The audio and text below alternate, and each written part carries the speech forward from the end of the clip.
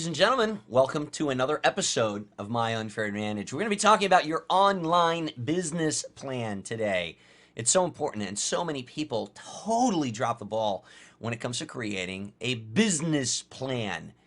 And even if you have some kind of like a little business plan scribbled on like a little post-it note or something, you don't stay on focus. You don't stay on track, and you end up getting pulled in a whole bunch of different directions and then complaining about information overload. Oh my God, it's not my fault. No, yeah, it is.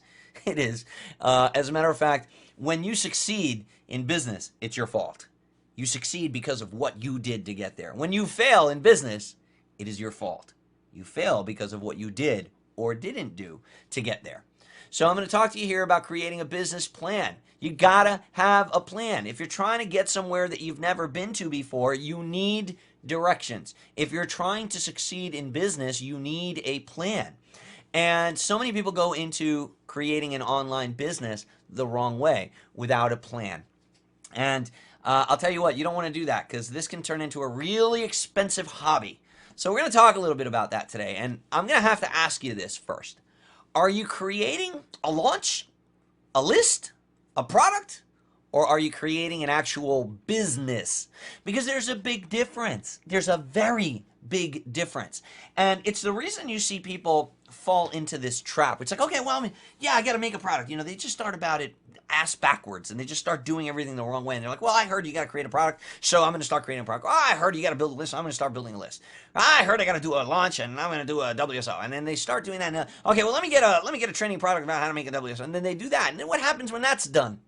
Oh, I'm going to have to do it again. And then you find yourself into this cycle, right? This self-defeating model of launch after launch after launch. You don't really have anything tangible. You don't have a business. You don't have something you can sell. I mean, you don't have a business that you can sell. Right now, I can sell my business. I can sell my company. I have $1 million business. And I've built it over a period of 5 years alongside my wife, Melinda. And we've done it from home. And we did it by creating a catalog of products. We don't just have one thing. I didn't set out to make one launch. I set out to create a business. And the thing is, a lot of people don't do this. And you do it in your regular job, right? You take part in a regular business, and you do things like planning and set goals, and you know, you have the reports that you have to hand into your boss every night. But when it comes to your own business, you don't do that. You just sit down, just like kind of shooting at the wind. Like you just kind of, you don't have a target, you don't have a plan, you don't have a work schedule, you don't have any of that. And then you wonder, well, why am I not making money? Well, that's why, dude, because you don't have a business plan. So how could you possibly consider yourself a business owner? It all starts with a pad and a pencil. That's it. That's all it takes. You just need to close the door and sit down and just meditate a little bit on what you're trying to accomplish. Open up a pad to a plain white piece of paper and grab your pencil and just start writing down some ideas, some goals. And then eventually what happens is those goals and those ideas from your pad, they move on to a whiteboard. You should have a whiteboard for your business. You know, having a business area in your house is very important. Are you running your business from like your kitchen table and your laptop and moving it around with you? You know, that doesn't really help in the beginning. You really should have an area that's your own. It's your company. This is the space. It's this little corner of the house. It's this little whiteboard. This is my calendar. This is my, you know, and the stuff on the pad moves over to the whiteboard. And I used to have a 3-foot whiteboard where I wrote down everything. I broke down my goals. I had a little calendar whiteboard kind of thing that I would fill in what I needed to do by certain dates. But that was my business. It was my business area. I had my desktop. I had my binders with my notes. I had, you know, the ebooks that I had purchased and printed them out. They were on the desk there. I had my little, you know, my notebook with, you know, I would open it up every day. I had my computer, and then I had an actual CRT monitor, like a regular computer, and then I had a little laptop next to it that I would work together on both of those computers, because sometimes I'd be watching the training video on one and then doing the actual thing that I was being trained on the other computer. But the point that I'm making, I had a business area. That was my office in my house, and that's what I dedicated it to. You don't have to have a fancy schmancy, you know, high-rise office building or anything like that. You just need a little area that you can call your own, a little area that everybody else in the house knows not to mess with, because that's mommy's business or that's daddy's business. And it's that important. And I even had a name for my company. You know, I had a name for my company, and I put it up on the top of the whiteboard, and Melinda bought me a little plate with my name on it, you know, like you put at your desk at work, you know, and I put that on the door, you know, and I was running it like a businessman. I would, you know, get home and I'd go to work. Literally, I'd get home from work and I'd go to work. And I'd go to work for myself, for me and my family. And I took it very, very seriously. I envisioned a company long before it was even a company. I knew in my mind's eye what I wanted to build, and then I set out to build it. Run it like a business from day one, because as a hobby, this thing is more expensive than golf, let me tell you. If you're treating this like a hobby, it's going to treat you like a hobbyist. You're not going to be, you know, the average person that plays golf doesn't make money from it. The average person that builds model airplanes doesn't make money from it. The average person that makes scrapbooks doesn't make money from it. Those are hobbies. They buy the stuff that they need to partake in the hobby, but they don't really make any money from it, because they're not looking at it as a business. They're looking at it as something to do. And let me tell you something. There's a lot of internet marketing products out there that you can fall victim to and buy, and it becomes rather expensive. You may be there. You may be there right now. A hard drive full of products and stuff that you've done nothing with, or stuff that you've started and given up after 2 videos because it didn't quite turn out to be what you wanted it to be. Whose fault is that?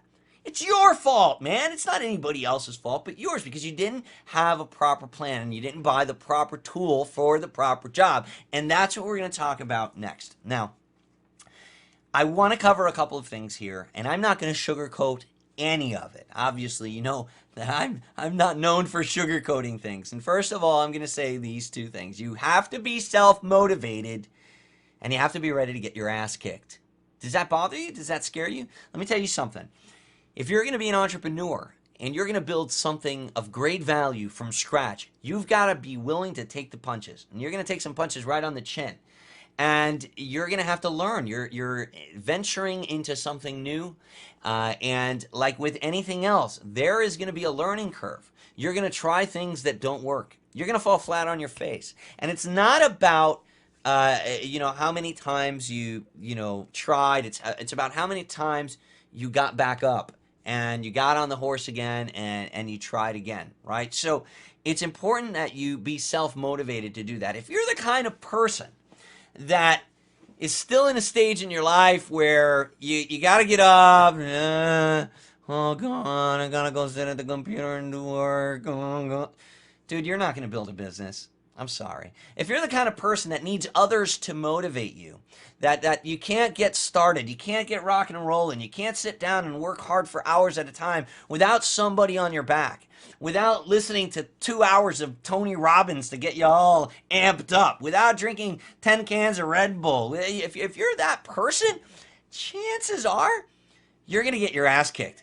because building a business takes a lot of work. It takes hard work and dedication. And you're going to try things and you're going to invest your time and your energy, and then it's not going to work, and you're going to look, you're going to shed tears, and you're going to sweat, and you're going to realize that being successful is tough. It's hard. And you're going to realize that once you start making progress, sometimes you got to take a step back in order to make 2 steps forward. And it's not always roses and daisies on the other side of the fence, okay? You actually will be getting your ass kicked. So you need to be a self-motivated person, a go-getter, somebody that wants to achieve goals. You have to be driven. And that's important. I'm not going to make this a big motivational video. That's not what this is about. But it's important that you understand that it's hard. It's hard work. Maybe you haven't heard somebody say that to you before. Maybe everybody that you've listened to in the past as far as building your online business has been trying to sell you something. And so they've been telling you, yeah, it's going to be awesome. You don't got to do nothing. Just pay me $47. And then you copy this little line of secret code that exposes this loophole that automatically pours money into your pay. Doesn't work that way. Okay, building a business takes hard work. Ask any entrepreneur. Walk into any pizzeria and talk to the guy that built it. Talk to the guy that screwed every light bulb in there. The guy that actually sweated it out while he was having 2 customers a day buying pizzas. The guy that actually had to go out and buy the oven. The guy that had to set the tables. The guy that did all the work, or the lady that did all the work. Go to any business owner and ask them what it took to get there, and they're going to say hard work. None of them is gonna. None of them are gonna say, "Oh man, this is awesome." Yeah, no, I didn't have to do anything from the day I started. Yeah, no, this is awesome. Unless they had a bunch of money and they already bought a business that was rolling. Right? Does that make sense? Of course, that makes sense because that's reality. And for some reason, people fall victim to this whole vision of like, oh, I don't got to do nothing if it's an online business. If it's an online business, yeah, that's easy. Yeah, what? What planet are you on? It's not easy. It's hard work. Any type of venture where you're going to be your own boss requires you to be self-motivated. Now, these are the things that typically motivate people. They're the 4 F's. Now, you can probably argue with me, no, Omar, no, there's more. There's other things. Okay, fine. I'm not Maslow. We're not going to talk about the hierarchy of needs or anything like that here. We're going to cover the 4 basic principles that motivate people to take action and build a business. Fame, family, freedom, and fortune.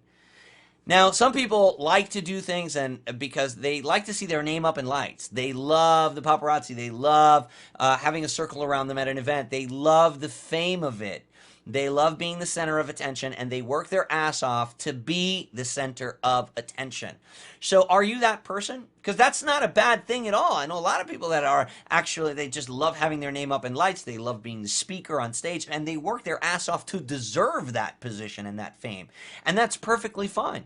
Another big motivator is family. Sometimes you just want to do good for your family. You want to put your kids through college. You want someone in your family to have a better life than you did. So you don't care about the fame. You don't care about the freedom of the fortune. You don't care. You just want to do whatever it takes so that your family can have a better life than you did. Some people are motivated by freedom, and that was me. For me, yeah, fortune is great, making money is great, but for me it was freedom. I hated that people had control of my life. My boss determined, what type of money I was making. It was terrible. Like I just hated having to, wake up to an alarm clock, and I wanted, I wanted freedom. I wanted to be able to go to a restaurant and read the menu from left to right. And unfortunately, because of the money that I was making, I actually had to go in there and read it from right to left. Like I'd go down the menu and be like, okay, let's see, $3.99, let's see, $13.99, $2.99, oh wait, $1.99. Go to the left, French fries. That's what I'm having. I'm having French fries. Yeah, I hated that. I want to go into a restaurant, just order what I want to eat. And I hated that I didn't have that control over my own life. So for me, it was freedom that motivated me. For some people, it's fortune. They just want to acquire great wealth. And there's nothing wrong with that. There's nothing wrong with abundance. There's nothing wrong with having everything that you didn't have when you were a kid. There's nothing wrong with acquiring the wealth to support the charities that you believe in. There is absolutely nothing wrong with that. And these are the 4 main motivators. Which one are you? You might be a little bit of both. But it's good to find those things about yourself. Find out those things about yourself and use them as triggers to get you to do what it's going to take the blows and to keep moving forward. It's important that you're willing to do what others won't in order to have what others don't. I'm going to say that again. You must be willing to do what others won't in order to have what others don't. My friends, and even family members would laugh at me. They'd say, you're freaking crazy, Omar. You work, 10, 12 hours a day at your regular job. Then you come home and put in another 6 or 7 hours in front of your computer? Are you kidding me? The game's on tonight. We're going fishing this weekend. It's a weekend, man. And I'm like, no, I got a business to build, man. I got a business to build. But you know what? Those people are still working today. I can go fishing now whenever the hell I want, wherever I want. If I want to get onto a plane right now and go with my wife to wherever to go fishing, I can. And those people can't do that. And I was willing to do what they were not willing to do in order to have today what they don't have. And that is the kind of thinking that motivated me. That is the kind of thinking that repaid me. And that is what got me going and kept me going and brought us to where we are. I was fortunate to have a very supportive spouse. Not others. A lot of people don't have supportive spouse. So let me tell you something. If you don't have a supportive spouse, there's other problems going on. If your spouse does not support what you're doing, you have other issues in your marriage that you need to address. If your spouse does not believe in what you're doing, then you should address some underlying problems there.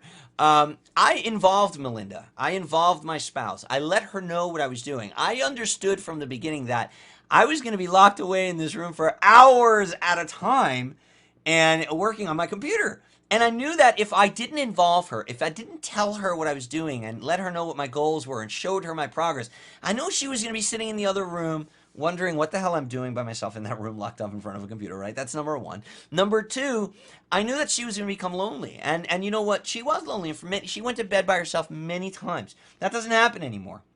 You know, I now, you know, have the freedom to be able to take a nap in the middle of the day with my wife on a Tuesday whenever I want. As a matter of fact, today she came in and said, "Hey, you want to take a nap?" And I said, "Yeah, let's go."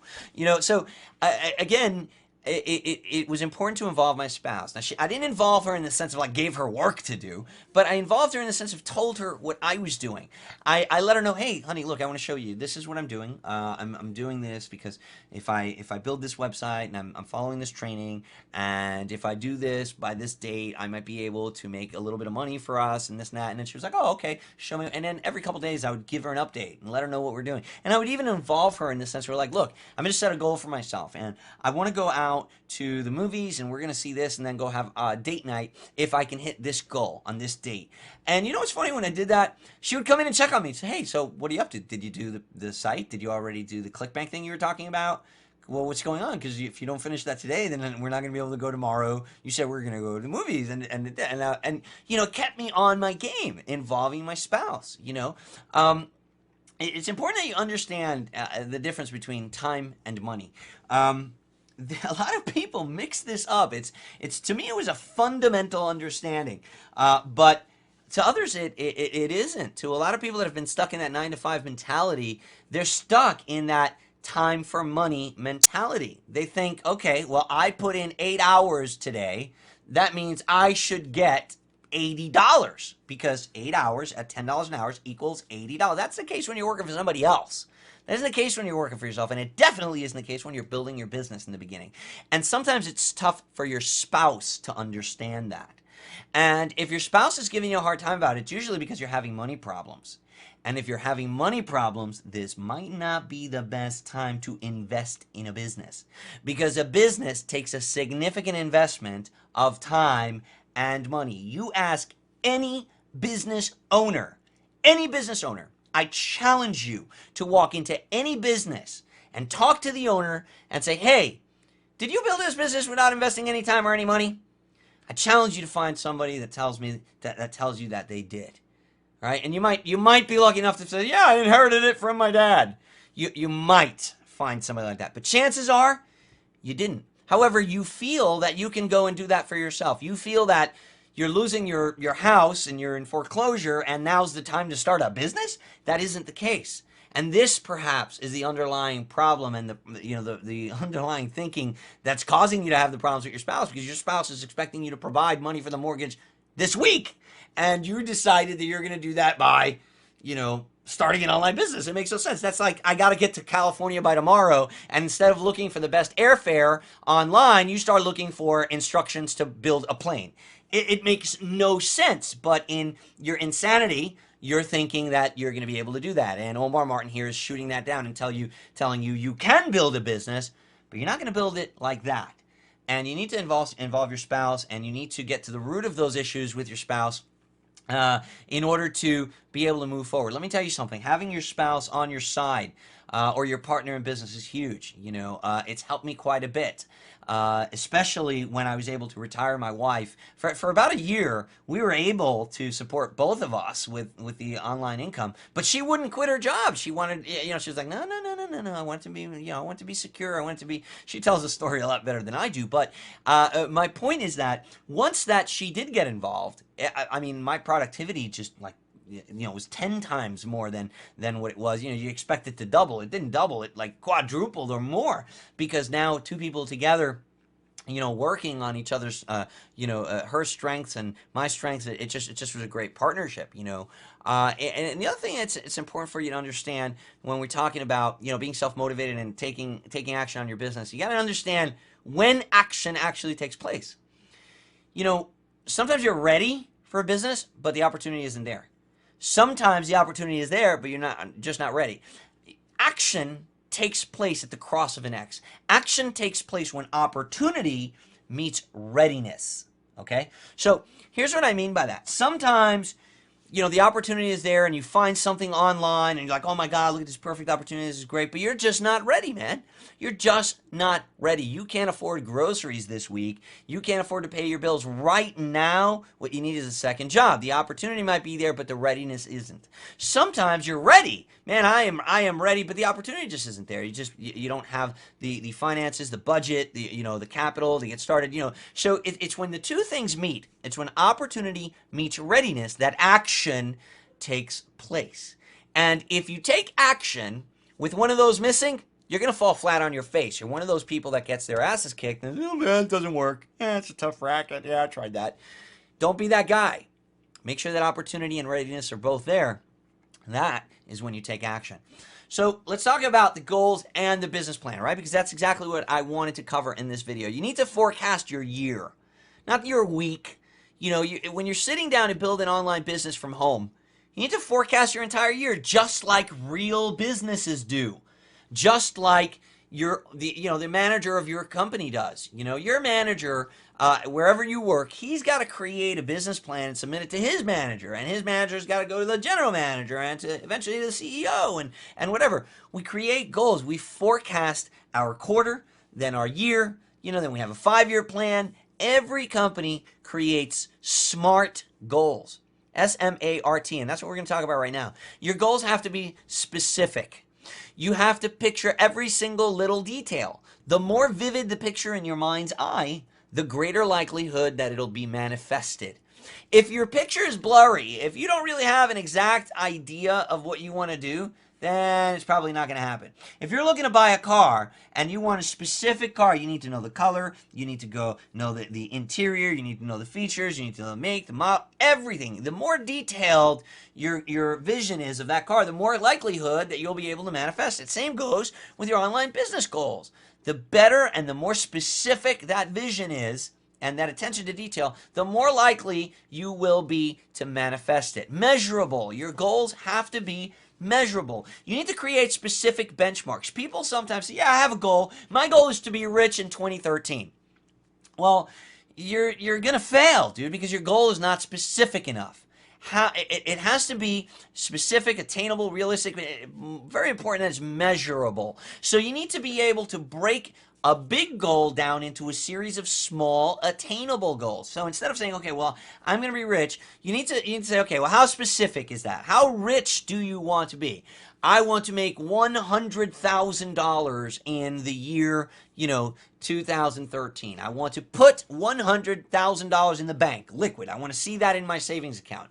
Now, that's attainable, and you have to make it measurable. Well, how are you going to put that $100,000 in there? There's a whole lot of different ways to do it, because you could either put $8,000 a month into a bank account, right? Or you could put, 10 months into a project and then launch that project and make that $100,000 in the last month of the year, right? There's a lot of different ways to do it. You could do 2 launches, 2 products, create 2 products, one in the first 6 months, one in the second 6 months. You could, put $50,000 in the bank with the first one, $50,000 in the bank with the second one, right? So what I'm saying is there's multiple ways that you can generate that wealth, and you need to create measurable goals, right? And the way to do it is really to create a timeline and then actually set little benchmarks for yourself. Okay, so this month I want to have generated $2,000. And the way that I'm going to do that is in the first week, I'm going to create this website. In the second week, I'm going to do this. In the third week, I'm going to do that. And by the fourth week, I will have already made, the third week I made 250. By the fourth week, I'll make 350. And I'll be at you see what I'm saying? You're creating little benchmarks on a timeline that you can then see if you're hitting those goals. So week number 2 comes along, and in your morning meeting that you have with yourself every week, right? You look at your goals. You look at your whiteboard. You turn around and you say, okay, well, let's see.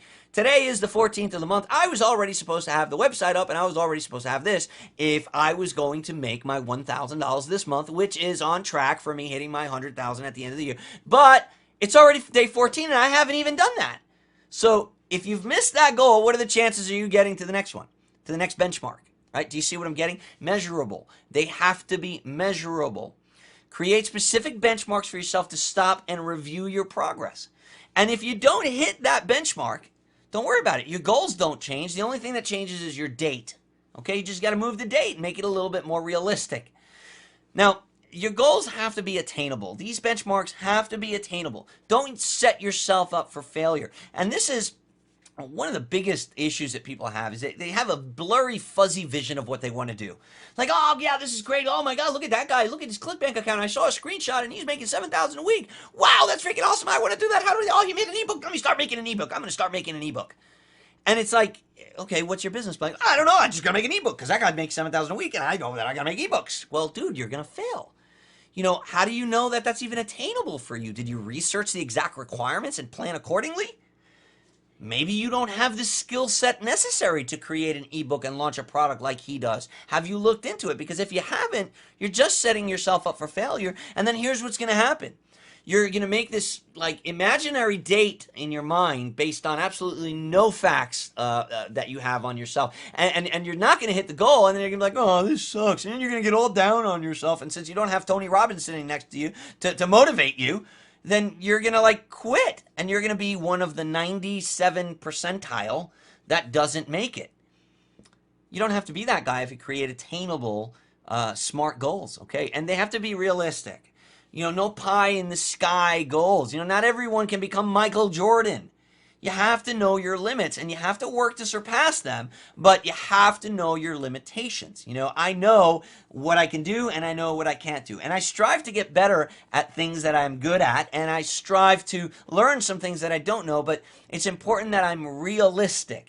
Saying to myself, hey, I'm going to make $100,000 this month and avoid bankruptcy when I've never even learned, it's crazy. You know what I mean? It's like you wouldn't go to college, right? Okay, you wouldn't set yourself a goal like, look, next month I'm going to do neurosurgery and make $100,000 from a procedure. That you wouldn't do that. Why? Why wouldn't you do that? Because it's conventional wisdom tells us, well, to become a surgeon, you've got to go to college, then you've got to go to 4 years of medical school, then you've got to do an internship and a residency, and you got to study in your specialty. It's a good 9 to 10 years before they're even going to let you touch a patient to actually do surgery. So that goal of making $100,000 next month by doing a surgical precision, that's a bit of a pie in the sky kind of. It's not attainable. But people make these ridiculous assumptions all the time when it's an online business for some reason. You think like there's nothing you have to learn? You think you don't have to get your bachelor's degree in marketing and learn how to do these things? You do. So you need to know your limits and you got to work to surpass them, but you can't give yourself these pie in the sky goals. They have to be realistic and they have to be timely. You have to put exact dates and times on your goals and reward yourself for hitting them. You know, we're creatures of habit. And when you treat yourself good for accomplishing something, it's important that you reward yourself. You know, so maybe your reward for hitting a certain goal, and maybe you're doing a 30-day challenge on your blog, and your 30-day challenge is you want to do a blog post every single day with a video for 30 days. Maybe that's what you're challenging yourself to do. And that's a challenge. Let me tell you, I know it was for me. And you challenge yourself to do that, and then when you're done, maybe have a getaway for a day. Maybe have a road trip for a day or a weekend with the family. Maybe go to the beach. Maybe treat yourself and your wife to a nice dinner at Red Lobster or whatever. Melinda and I like to go to Red Lobster. You know, but do something nice that you like to do as a reward for hitting that goal. Because you know what? You're gonna strive harder for your next one because it's gonna turn into a habit. So create SMART goals: specific, measurable, attainable, realistic, and timely. Now, when you start thinking like a business, you're going to need to start creating these mindsets, these things in your life, in your business life, even if it's at home. You need to ask yourself things like, what are my departments? What are the departments for my company? What's my timeline and my work schedule for those departments? What are my budgets? Each department has to have a budget. What's my starting capital? What money have I set aside to run this business? Because let me tell you something. If you're already having money problems and you're having a hard time with your spouse, trying to, believe in what you're doing and everything, the moment that you come up to her and say, hey, I've got it's $1,000 for this training program, what do you think's going to happen? Yeah, she's not going to, oh, okay, no problem, honey. Yeah, go ahead and spend the $1,000 that we don't have. That's not going to happen. So you need to, factor these things in just like any regular business person would do when they're thinking of venturing into a business. What are your departments? Okay, so you're going to have a marketing department, a research and development department, a customer service department. And if you're the only employee of your company, then you're going to need to be the person working those departments each day. But so many people don't create a schedule for themselves. You know, when I first started, and I knew I was working 6 hours a day on my business, because I would go to sleep about 3 o'clock in the morning. You know, I'd come home from work about 9, and I'd start working on my business after I'd have a quick dinner with my wife in front of the TV, watch American Idol or something. Then I'd go into the room and I'd start working on my business 5 or 6 hours every single night, or until I couldn't take it anymore and I had to go to sleep. And I would break down a schedule for myself. So, okay, for the first hour, I'm going to be doing research. So I'm going to be in the forums. I'm going to be doing market research. I'm going to be doing stuff to teach myself about my market, and you know, I'm going to be doing social branding or whatever it is. Then for another hour per day, I'm going to be in development. I'm going to work in my development department. So I'm going to be working on my website building. I'm going to be working on my product creation. Then I'm going to be working on customer service. Now, you know, I can adjust customer service because until I've launched my product, I don't really have any customer service. So maybe I'll dedicate 30 minutes a day to start building my support desk or creating a support email or support response templates or whatever, you know. But again, every single day I'm working a schedule, just like you do at your job for your boss. You see, one of the biggest issues that people have is they'll go and they'll work a schedule for someone else. But then when it comes to working for yourself, for your own business, for where it really matters, you don't care. Today I'm too tired. I'm not going to work today. You know what? This is a pain in the ass. Yeah, I'm not going to do article writing today in traffic because that's like, I hate doing that. What are your budgets? Do you have a budget for every department? I'll tell you, in a regular company, the sales manager has a budget for his sales reps.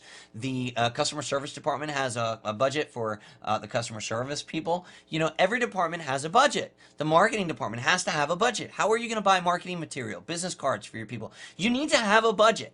But you can't create budgets and determine what your investment capital, what your startup capital is going to be if you don't even know what your departments are going to be and you haven't created a timeline and a schedule. You see how these things are all interconnected? It all starts in that notepad and that piece of paper where you start writing down your vision. When you start actually writing down on that whiteboard and literally creating a vision and a map for your company. These are the kind of things that you should be contemplating in the beginning of creating your business. If you're thinking about, I got to build an ebook. I got to make an ebook because I learned from Omar that I got to make an ebook. And he does 7,000 a week on ebooks. Dude, no, I don't. I do 7,000 a week just with my affiliate marketing. That's just my that's just our list that we built of customers in our business. There's a big difference. These are the departments that I created in my company when it was just me in that room. Research. I needed to research every single day. What do I have to learn to make all this happen? Especially in the beginning. Research in the beginning for me was about teaching myself what I needed to make it happen. Development. What skills and tools am I going to need to acquire? Because I understood, like, oh my God, this internet marketing thing, I don't know anything about it. Building a website? What the hell? You know, back then it was a little different. We didn't have WordPress. It wasn't as prevalent as it is now anyway. I didn't need to know HTML and front page, and I had to build my sites, you know, and man, that was a mission, learning the HTML code, and I sucked at graphics, but I had to teach it to myself. So before I could even contemplate putting up a website, I needed to research and learn what I was going to make that website about, what product I should be getting involved in. Then I need to learn how I'm going to develop it because I don't have the money to actually put up I didn't have the capital to actually hire someone to do it for me. Then I had to put in time into marketing. Okay, well, how am I going to spread the word about it? I had to create profiles for myself at Twitter, Facebook. I had to make sure that people in my niche that I had researched were already learning about me and who I am and that I'm a person of value that they should listen to. Then fulfillment, that's another big one. Like, how am I going to sell and deliver my product? You know, every company, business is the exchange of goods and services for money. Okay, that's called business. You know, it's commerce. You know, so what platform? How are you going to do that? Are you going to do that over a counter in a brick and mortar business where you're literally handing a product, a physical item to someone and collecting money and putting it in a cash register? Because if you are, you need that product, you need that counter, and you need that cash register. And those things, those items, those tools cost money to run your business. It's called fulfillment. Are you in the shipping business? Do you need to hire a fulfillment company that's going to actually ship a physical item to people? Or are you delivering that item digitally? If so, you need hosting, you need a payment processor like PayPal or a merchant account. You need a fulfillment side to your business. So that's a department itself. And customer service, how are you going to track all of these customers? Do you have a way to email them and keep in touch with them and deliver your goods? That's important. So these are the departments in the beginning that I focused on: research, development, marketing, fulfillment, and customer service. You might have more departments depending on what it is that you're doing. Let's talk about research. Every single business starts with an idea or a vision. You don't start building a house without a blueprint and a whole lot of vision, because if you do, you're probably not going to end up with a house that's very sturdy. You got to accept the fact that you're not going to be jumping on the scene here and changing the internet marketing landscape with what you know from your prior business.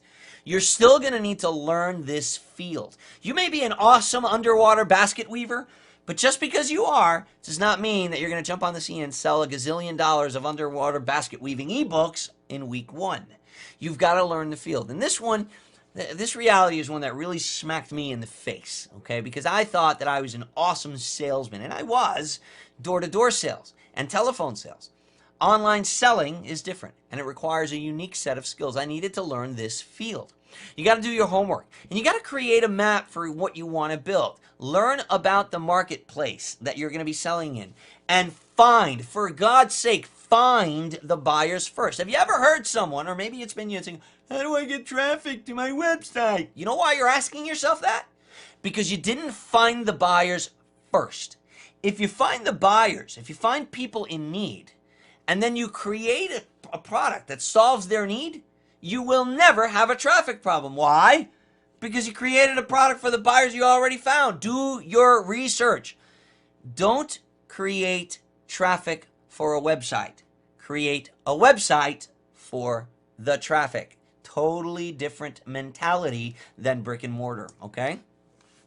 Development. That's the other department. Most people jump right into this phase and they never get out of it. Don't do that. Don't be that guy. Most people, they're like, oh my God, look at this page. Hey, look, Ethel, I can make all this money if I buy this ebook. And they jump and they buy this ebook that teaches them how to make ebooks.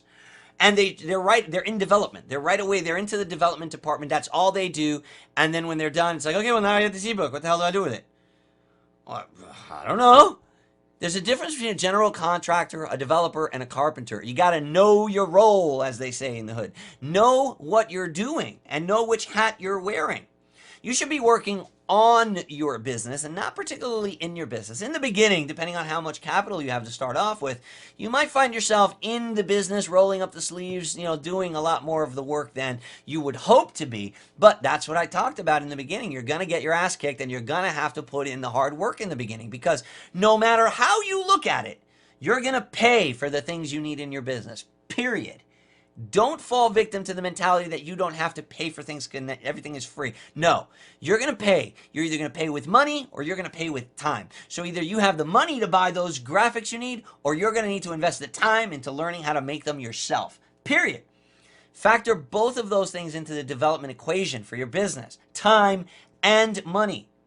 Create a plan and use a project management system or some sort of an accountability partner. That's important. And some sort of a project management system doesn't have to be some fancy thing like Basecamp or Active Collab. It could just be your whiteboard, man. It could be a little calendar book that you keep on your desk. It could be a system where you check off before you start working every day, you check off the things you want to do and then the things that you didn't finish yesterday and you move them over to today. Just create some sort of a system for yourself. Manage your time wisely. Your boss expects you to manage your time wisely when you're working for him.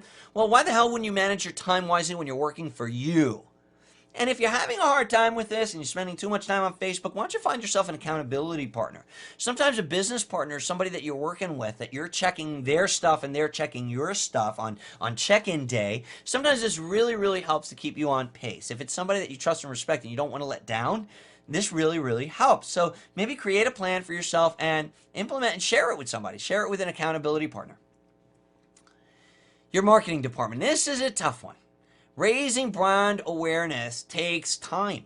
This doesn't happen overnight. There's a difference in marketing and selling. Marketing is raising awareness, getting people to know about your product, getting people to know who you are and what you're selling. you need to make time for this daily. For me, in the beginning, it was about writing and creating articles about myself and bringing people to my blog. It was about posting on my blog and communicating with the world. I used to do a lot of article submissions to drive traffic to my blog. I used to create videos for my blog, and in the beginning, nobody was watching them but me and Melinda. That I would say, "Hey, did you see the video I did?" You know what I mean? But that all grows. The more you do it, the more that it grows. The better you research, and this is important. Like your departments, they build on one another, right? Because the better your research department is, the more successful your marketing department is.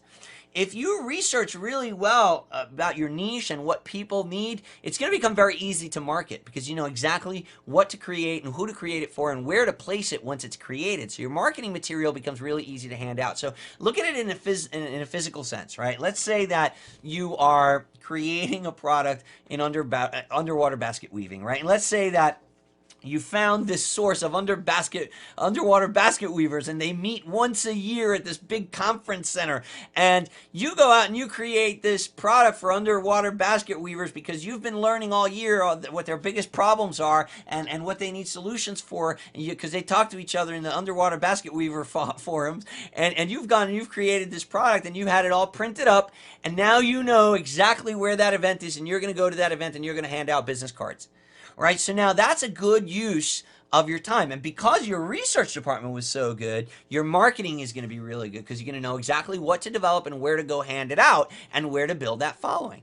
Now, this is a multifaceted department that can become a time hog, right? Because you might say to yourself, well, I've got to raise brand awareness inside of Facebook, inside of Twitter, inside of YouTube. I got to do blogging. I got to do article creation. Yeah, it is a time hog, especially in the beginning. And you got to have to learn to outsource here. So this is probably going to require you spending some time in each one of those things and limiting yourself and saying, I've recently started setting a timer on my desktop. I have my iPad and I have this big countdown timer that's just rolling on the screen there so that I know I limit myself to a certain time on certain sites. You know, so I only do a certain amount on Twitter, a certain amount on Facebook, a certain amount on YouTube. And you got to be creating content and putting things out there that are going to raise your brand awareness and let people know about your product and your brand. And then if there's parts of these that you don't enjoy doing, outsource those. Okay, so this is where you're going to want to have a budget for yourself, right? So if I don't like writing articles, then I may want to outsource that part of my business. If I want 2-3 new articles a week, then I might need to hire somebody to create those articles. I give them the topics, they write the articles, you know, and that's something that I outsource. Melinda used to write my articles, and before that we used to have ghostwriters write the articles. I would edit them, put them up on my blog. Okay, so there's parts of your business that you can outsource, but you're going to need to factor that stuff in, and your marketing can be a time hog if you don't plan it properly. Fulfillment. Now, this is where we talk about building the sites that are going to sell your product and deliver your product. You're going to need to have a system in place for collecting money, for delivering the product or the service, and this can be 99% automated using services like ClickBank, Pay.com, JVZoo. The whole payment processor thing can be automated, but again, you're going to need to learn about that stuff. So you're going to need to dedicate time to fulfillment, to educating yourself on how am I going to fulfill my customers' needs. And once they purchase my product, first of all, how am I going to sell it? So are you the guy that has to buy the cash register and the counter, the display case, because you have a brick and mortar business? You know, what's your display case and your sales counter online? What's your website, right? So you're going to need to learn that whole website creation process, and how am I going to create that sales page, and what am I going to need? What tools am I going to need? And how am I going to learn how to set this up so that it runs on autopilot, so that I don't have to be here every single day? And remember, you can also automate physical fulfillment services. There are companies out there that will fulfill your physical products. So if you're creating CDs, DVDs, or if you're literally selling baskets for people too that you've woven underwater, you can actually hire companies that will ship those out for you. There's fulfillment companies out there like Kayako, Dis.com. There's a whole bunch of them that will fulfill your products and services for you. And speaking of service, customer service. You're going to need to expand this as your business grows. And this becomes more and more complicated as your business gets bigger. Initially, you can handle this yourself via email. But if you're doing things right in all the other departments, you're going to need a dedicated help desk pretty quickly, because you're going to start acquiring new leads, new clients, new customers. And you're going to want to have a more reliable way to communicate with your customers than email. Email is not reliable for strangers or people you've just met, because since there hasn't been a lot of correspondence back and forth, your email client or the service you're using, whether it's email, AOL mail or Hotmail or Gmail or whatever, it's going to end up throwing those customer emails, those emails from your customers into the spam box, and they can go unnoticed. Or even worse, your reply to them could go into the spam box and they don't even know you're answering their question. That is terrible for business. Now, in the beginning, there are ways around this. There are little WordPress plugins and things that you can use. But at the end of the day, if you're doing everything right in your other departments, your customer service requirements are going to grow, and they're going to grow fast. It's important that you treat your customers like gold. You know, things go viral very quickly nowadays. And just as quickly as people's positive testimonials about you can spread on the internet, so can their negative reviews. We are in a review society. People want to read about you and know about you before they do business with you. You need to delight your customer. You need to make sure that every single person that you sell to becomes a customer for life. You know, and some people are saying to themselves, well, some people think that what they want to generate is a satisfied customer. I just want to make them happy, and then that's it, so he goes away. No, you don't want a satisfied customer. You want a loyal customer. Okay, you want to generate loyal customers, not satisfied customers. And ask yourself this: would you prefer that your spouse be loyal or satisfied? Right? You want a loyal customer, not a satisfied customer. There's a big difference. Accounting. This is a department that I wish I had paid much more attention to in the beginning. Don't underestimate the importance of proper bookkeeping. Before you know it, you'll blink and it's tax time. And that sucks. If you haven't been keeping your receipts, if you haven't been carefully, keeping track of all your payments, your income, your expenses, it adds up. Every little expense adds up. Set up a corporation or an LLC. This is affordable to do. You can do this at LegalZoom.com, and you'll be doing things official. You need to collect W-9s from affiliates. Like if you're actually doing business with affiliates and people are doing work for you, you need to save all of your receipts for anything that you buy. These things are important. You need to keep accurate spreadsheets from day one. Keep some accurate records of what you're doing so that when time comes to consult a accountant or you're doing your taxes at the end of the year, you're gonna want to have some documentation. You can't just show up with a shoebox full of receipts, In the beginning, you want to dedicate a little time to this weekly. Keep a little spreadsheet for yourself. Okay, this is how much money I've spent. These are products that I bought. This is how much I brought in. And this grows. It becomes a daily task eventually. And this eventually becomes something that you outsource. Melinda does our bookkeeping right now. And we actually have, she does low-level bookkeeping here in the house, and then she collects everything, puts it into spreadsheets, gives it to our bookkeeper and our accountant that then put together all of our tax documents. So again, this is something that will grow over time. It's important that you start treating your business like a business from day one, and the accounting department is important. Plan your work. I think if there's one thing that I'm trying to get across here is your need for a business plan. You need to have a plan, and then you need to work that plan. Treat it like a business from day one if you expect it to treat you like a business owner. Start today. Grab that notepad, turn it to a blank page, start writing down your vision, start writing down the department, start doing your research, start creating a plan, and start working that plan. Because that's the way that you're going to build an online business that you'll be able to pick fruits from for life, something that you'll be able to will to your children, something that'll really bring you to the income and the abundance that you need and that you deserve. Plan your work, work your plan. Thanks for watching this video, and I look forward to seeing you in the next episode. Take care.